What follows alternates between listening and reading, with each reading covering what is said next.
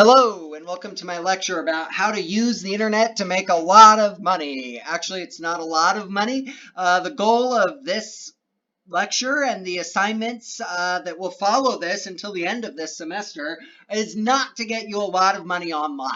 The goal is to help you realize that the internet's a great tool for helping you in whatever business you have. A lot of people making money on the internet aren't famous. They're not making millions of dollars, but they are making a living wage. They are making $60,000 to $100,000 a year and do quite well. And so we're going to talk about how to use the internet to make money. Before I get into it, I want you to sit there and think about people you know, maybe in your life, maybe a mom or a dad or an uncle or an aunt or a friend who is already making money using the internet to make money. And think about how they did that.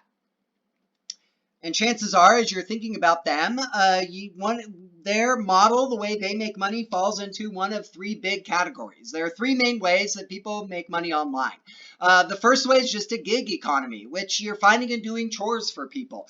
This is things like Uber, Uber Eats, DoorDash, Nanny.com, Tutoring.com, Coding.com. Well, Coding.com is a coding tutorial website, but you get the idea. We'll go into gigs here in a little bit. The second main way that people make money online is by creating content, creating some sort of content that they are then marketing online. This is things like YouTube streams, video game streams, podcasts, blogs, etc. And then the third big way is people are just selling things online, using the internet, building a website that sells a product, selling something you have, selling a service that you can offer. Of note is that you will make a class-long project where you are going to create an online business. Your business cannot be gig economy.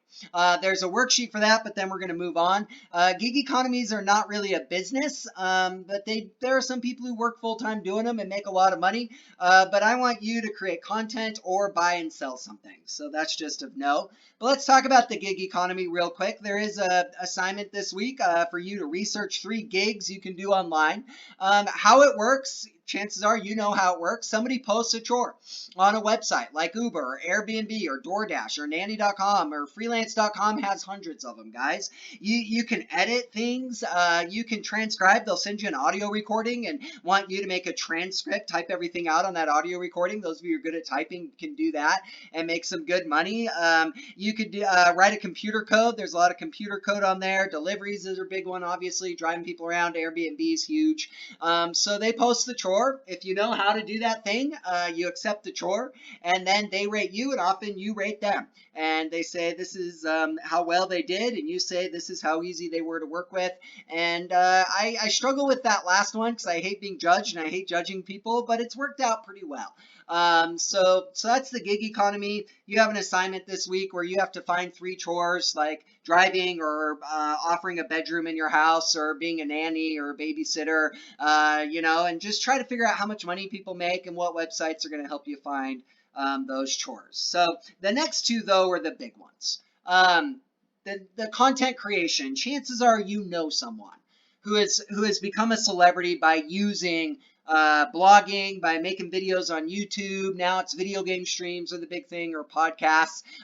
In Christianity, there's a woman named Rachel Held Evans who's around my age, a couple years older than me. She started blogging, she's 10, 15 years ago, back when blogs were starting to be a huge thing. They're kind of not a big thing anymore.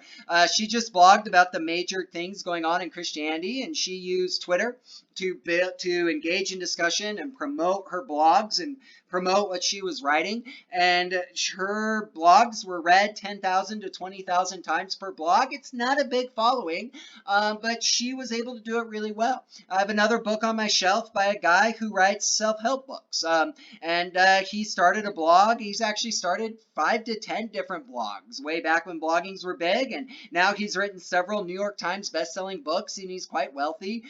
He travels the country doing tours, so that's kind of cool. So basically, 3 easy steps there. You build an audience by creating an advertising, whatever it is you're making, your video game stream, your podcast, your Twitter, your Facebook, whatever. And then you can get revenue for how many people watch or engage. Like YouTube will pay you money per viewer for people that view it. So you do get money from that. If you have a website, like a blogging website, you own the website, you can get advertising revenue through that. It's not great. You're going to find this week that it's not a lot of money. It's like 6 cents per 1 million views or something like that. And so, but how people have actually made money doing it is once they have their audience, once they have a built-in group of sort of a fan base, then they can sell other things to that group. So the woman I mentioned earlier, Rachel Held Evans, she didn't make much money from her blog. She got a little bit of money, but she wrote like 6 books, 5 to 10 books, and made a ton of money. As I said, the guy who did the self-help blogs, he's written a ton of books now, and he has merchandise that he sells. I think about YouTube celebrities. They all have t-shirts, hats, toys, etc. My kids absolutely love a toy maker, a family that makes toys, makes stuffed animals. They discovered them on YouTube, and they make these clever and funny, goofy little YouTube videos. And my kids watched them, and what do you know? My kids were in Target the other day, and they saw some of the stuffed animals that these people had made that were stars in the YouTube channel, and my kids bought them. And so really the big money from content creation doesn't come from advertising revenue. It comes from you can, what they say, monetize your audience, monetize your fans. You can sell something to your fans to get them to give you money. And then the third type is marketplace. That's where you buy and sell things, right? So you can collect things that people throw away. I have a pastor friend who just collects old books. Books people are getting rid of, particularly theological books. 20 years ago, before the internet, if he had a library full of theology books, there'd be nobody that wanted anything to do with them. But the internet has expanded his audience, whereas he'd be buying and selling those books to locals who wouldn't want them.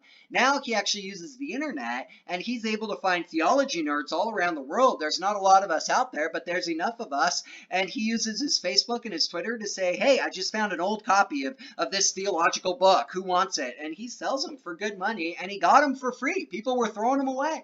I actually gave him some of my books and said, sell them. You need the money. So people have done this with books. They've done it with magazines. They've done it with old DVDs, movies you can't find anymore. Cars are huge. People will buy cars and then sell them online for more money than they bought them. Or they'll restore a car. Many of my students in the past have wanted to do it with shoes, or they shop these major sales, clothes. If you can find clothes on sale for cheap and wait a week until the sale ends and sell them for a little bit more money, you can make a lot of money. So usually that involves building a website that features those products. And so you have your own website, and you use Facebook and Instagram and Twitter and Snapchat and all those things to drive audience to your website. Or you can make something. You don't have to buy old things. You can make jewelry, or you can make shirts and market those things online if you're really good at making something. So you can also marketplace services. Like I know some friends a couple years ago, they wanted to start a tourist agency for Rwanda and tour people around Rwanda. So they said, hey, we live in Rwanda. We're tour guides. If you want to visit Rwanda, we'll show you all the cool places if you throw us $100, and we'll sign up a tour guide and use the internet to do that. So those are 3 ways you can use the internet to make money. You are required in this class to do the marketplace or the one behind it, the content creation. And then we're going to build your business with you. We're going to make budgets. We're going to use Microsoft Word, and then we're going to make PowerPoint and use budgets and all that. And then we're going to make a big website for your company. It's going to be an awesome thing. So yeah, that's more about how to make money online, and hopefully it helps you at least get an idea of the brainstorm. The assignment this week's just to brainstorm it with your group members. So have fun out there, and I look forward to seeing what you guys come up with.